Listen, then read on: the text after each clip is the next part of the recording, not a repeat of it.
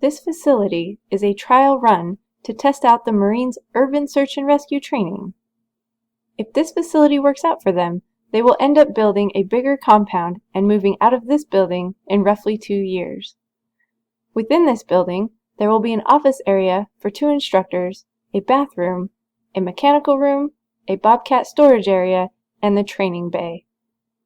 It didn't take a whole lot for the contractor to set up this construction site. Temporary stage area for the construction. Got your waste dumpster, one of the construction guys' truck, a couple of cats. For this training facility, they used column footings to transfer the load of the steel frame of the building to go directly to the soil by way of vertical pressure.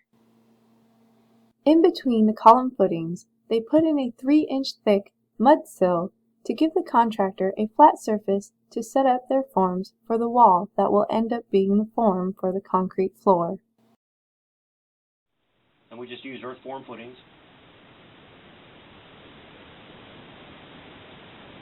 Measure for the rebar placement.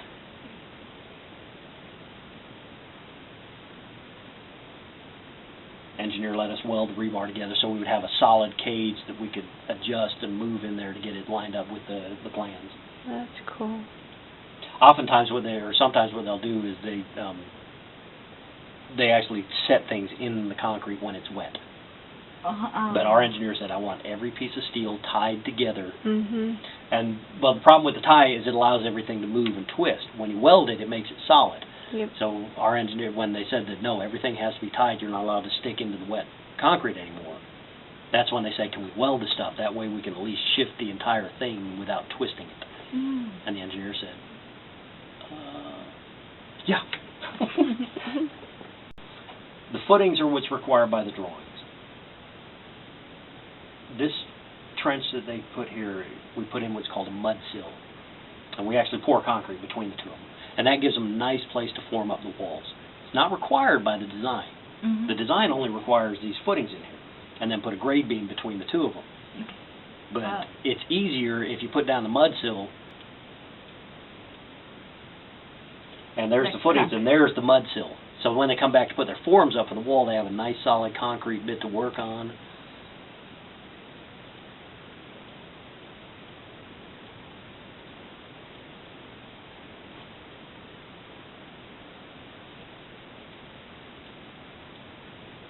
And that's what it looks like eventually. So then when they come back and do their forms, it's all nice concrete to put on, and it's easier for them to work.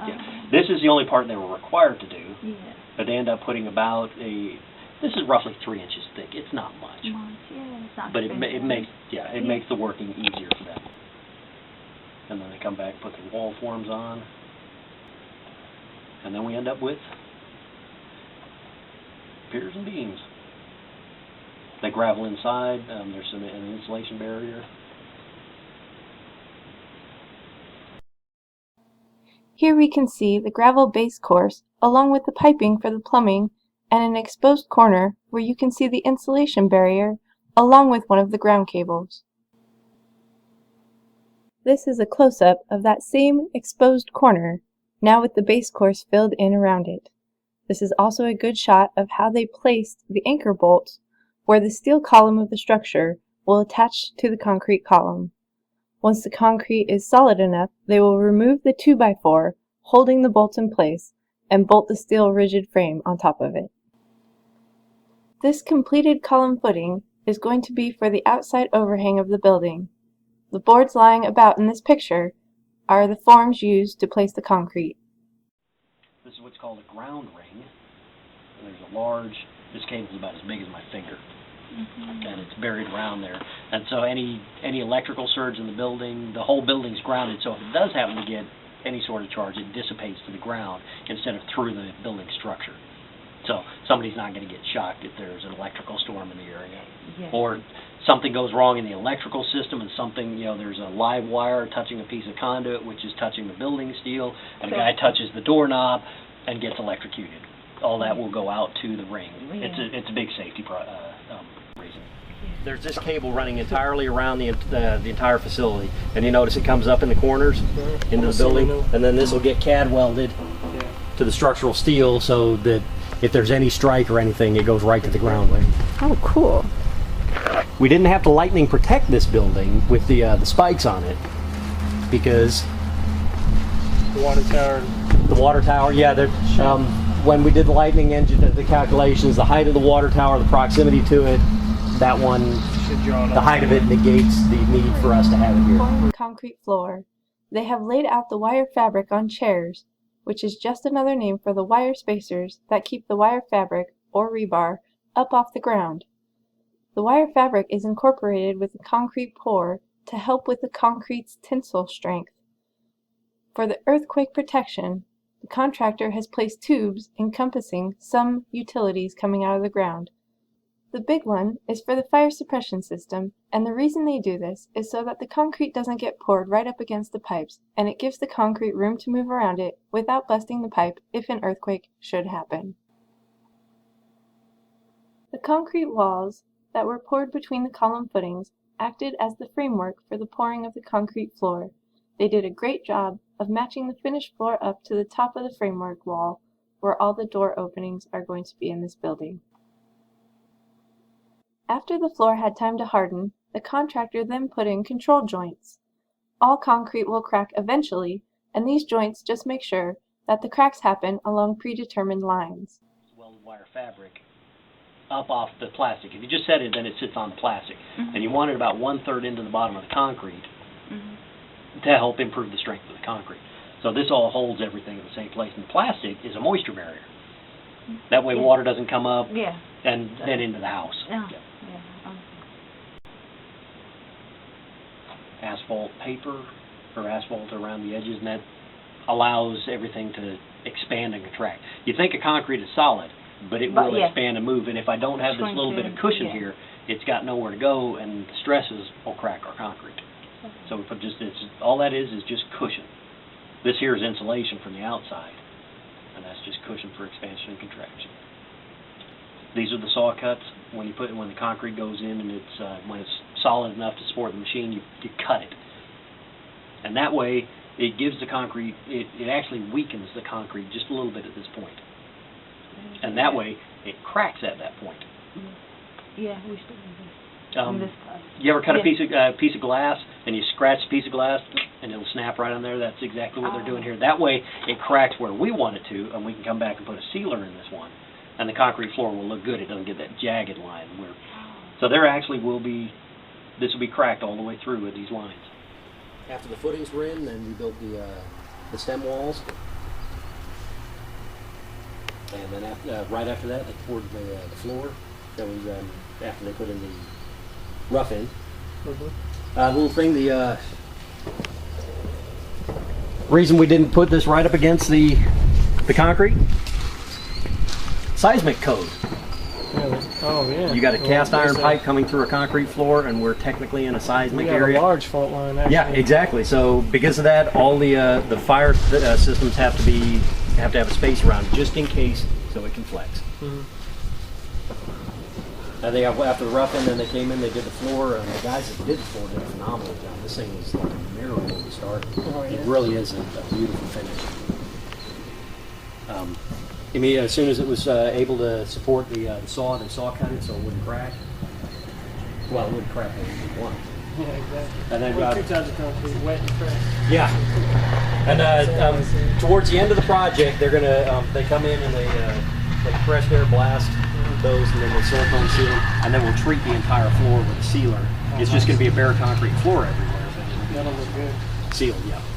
After the footings and floors were finished, it took them no time at all to erect the skeleton of the structure. They are using a rigid steel frame for this building. This type of framing uses columns and beams that are rigidly connected at their joints.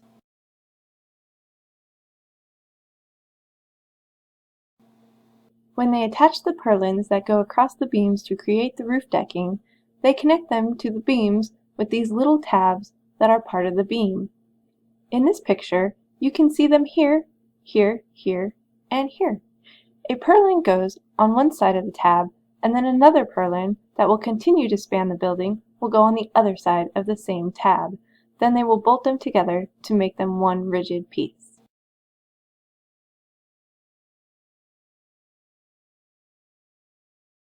After the entire framework is done, they will start to cover the structure with preformed metal wall panels. You will notice that there is insulation between the steel framework and the exterior wall panels.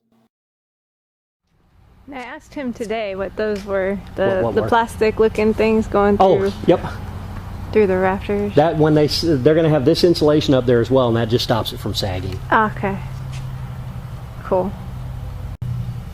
Yeah, if you notice the crossways supports are about in the middle of the purlin. That gives us 6 inches of insulation up there, and the straps just keep everything from sagging, bowing in the middle. Yep. Gotcha. I think we got R19 on the walls and R30 on the roof. Diagonal bracing helps the building resist lateral winds and seismic forces, along with helping to keep the building square. With this training facility, the architects did their wizard math and figured out that only one full section of this building needed to be braced. This section happens to be close to the center of the building. It also has diagonal cable bracing in the corner, as well as another set of cables on the opposite corner of the building. How come they only put the cross beams on certain panels? Oh, this, let me explain a little bit about this for you. If you look at the, let's see, did this one, oh, they didn't do it on this one. They did not.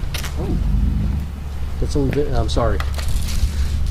Usually on a building like this, you'll have a, on the interior, where you have the beams normally coming this way, they'll put another one that tees in it. And so you'll have another beam going that way, and they're called wind braces that stop the building from shifting this way. They did with this one with just the diagonals.